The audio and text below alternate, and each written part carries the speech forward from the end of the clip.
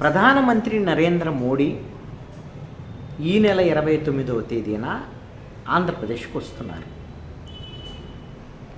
ఆంధ్రప్రదేశ్లో ఎన్డీఏ కూటమి ఏర్పాటైన తర్వాత ఈ 5 నెలల కాలంలో అధికారిక అభివృద్ధి కార్యక్రమాలలో పాల్గొనడానికి ప్రధానమంత్రి రావటం ఇదే మొదటిసారి.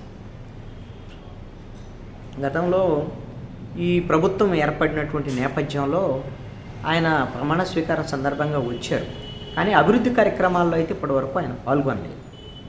విశాఖపట్నంలో జరిగేటువంటి అభివృద్ధి కార్యక్రమాల్లో ఆయన పాల్గొనబోతున్నారు. ఎన్టీపీసీ 80,000 కోట్ల రూపాయలతో పెట్టుబడులతో స్థాపించనున్న విశాఖపట్నంలో గ్రీన్ అమోనియా, గ్రీన్ హైడ్రోజన్ హబ్బులతో పాటు గ్రీన్ ఇండస్ట్రియల్ పార్కులకు ప్రధానమంత్రి నరేంద్ర మోడీ శంకుస్థాపన చేయబోతున్నారు. ఈ ప్రాజెక్టుల కోసము రాష్ట్ర ప్రభుత్వం విశాఖలో ఇప్పటికే 1,200 ఎకరాలని కేటాయించింది.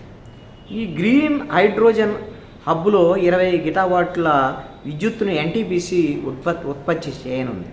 అయితే శాసనసభలో క్లీన్ ఎనర్జీకి సంబంధించినటువంటి అంశం మీద చంద్రబాబు నాయుడు మాట్లాడుతూ ఈ ప్రధానమంత్రి పర్యటనకు సంబంధించినటువంటి అంశాలని ఆయన వెల్లడించారు. ఇప్పుడు ప్రధానమంత్రిని ఇప్పటికే ఆహ్వానించారు. ఆయన ప్రధానమంత్రి కూడా ఆయన ఈ గ్రీన్ ఎనర్జీ హబ్ను ప్రారంభించడానికి వస్తానని ఇప్పటికే అంగీకరించున్నారు. అందుకనే ఆయన ప్రకటించినటువంటి పరిస్థితి ఉంది. ముఖ్యమంత్రి చంద్రబాబు నాయుడు కూడా ఢిల్లీ వెళ్ళినటువంటి సందర్భంగా కేంద్ర ప్రభుత్వం వైపు నుంచి ఎవరెవరు వస్తారు ఏంటి, ఇంకా కొంతమంది మంత్రులను కూడా ముఖ్యమంత్రి ఆహ్వానించేదానికి అవకాశం ఉండొచ్చు. అయితే ఇక్కడ కీలకమైనటువంటి అంశం ఏంటంటే ప్రధానమంత్రి విశాఖపట్నానికి వస్తున్నాడు.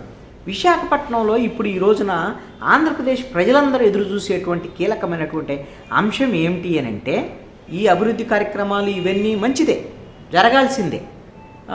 ఈ విధంగా దీని కొన్ని ఉపాధి అవకాశాలు కూడా వస్తాయి దీనివల్ల. అయితే ఈ ఉపాధి అవకాశాలు రావటము, ఈ అభివృద్ధి జరగటము ఇవన్నీ మంచి పరిణామాలే. కానీ ప్రజల వైపు నుంచి ఉన్నటువంటి కోణంలో ఈ ప్రాజెక్టు వల్ల 4 ఏళ్లలో 48,000 మందికి ఉపాధి లభించేదానికి అవకాశం ఉంది. ఇది మంచి ప్రాజెక్టే. అయితే విశాఖపట్నానికి సంబంధించి విశాఖ ఉక్కు కర్మాగారం ప్రైవేటీకరిస్తారు అనేటువంటి దాని మీద గతంలో కేంద్ర ప్రభుత్వం ప్రకటన చేసి ఉంది. డిజిన్వెస్ట్మెంట్కి వెళ్తామనేటువంటి దాని మీద. అయితే ఇప్పుడు ఎన్డీఏ ప్రభుత్వం మొన్న మూడోసారి ఏర్పడిన తర్వాత కేంద్ర ప్రభుత్వం వైపు నుంచి భారీ పరిశ్రమల శాఖ మంత్రికి సంబంధించినటువంటి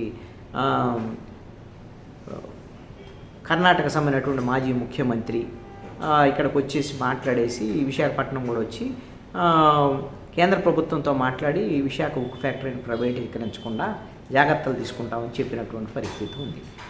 ఈ పరిశ్రమల సహాయ మంత్రి ఇక్కడ ఈ రోజున ఆంధ్రప్రదేశ్లో బీజేపీకి సంబంధించినటువంటి మంత్రి ఉన్నారు ఆల్రెడీ ఆంధ్రప్రదేశ్లో.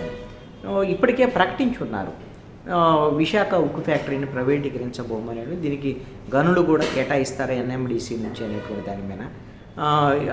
ఇవన్నీ కూడా ప్రయత్నాలు జరుగుతున్నాయి. ఈ నేపథ్యంలో ప్రధానమంత్రి నరేంద్ర మోడీ నుంచి విశాఖపట్నం వస్తున్నారు కాబట్టి విశాఖ ఉక్కు ఫ్యాక్టరీని ప్రైవేటీకరించకుండా మేము నిలుపుదల చేస్తున్నాము అనేటువంటి దాని మీద సెయిల్లో దీన్ని విలీనం చేస్తామని ఇప్పటికే బీజేపీ వాళ్ళు అలాంటి పరిశీలనలో ఉందని ప్రకటించి ఉన్నారు. దీన్ని అధికారికమైనటువంటి ప్రకటన ఏమైనా ప్రధానమంత్రి నరేంద్ర మోడీ చేస్తారా?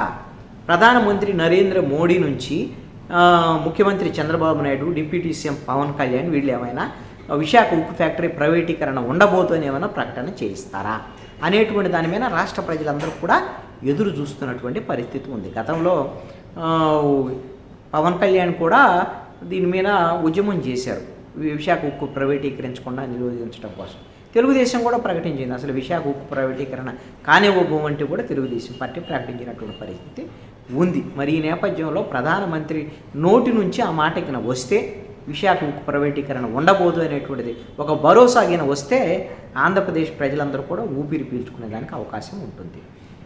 ఎందుకోసమనంటే కొన్ని వందల మంది బలిదానంతో విశాఖ ఉక్కు ఫ్యాక్టరీని ఆ రోజున సాధించుకోవడం అనేటువంటిది జరిగింది.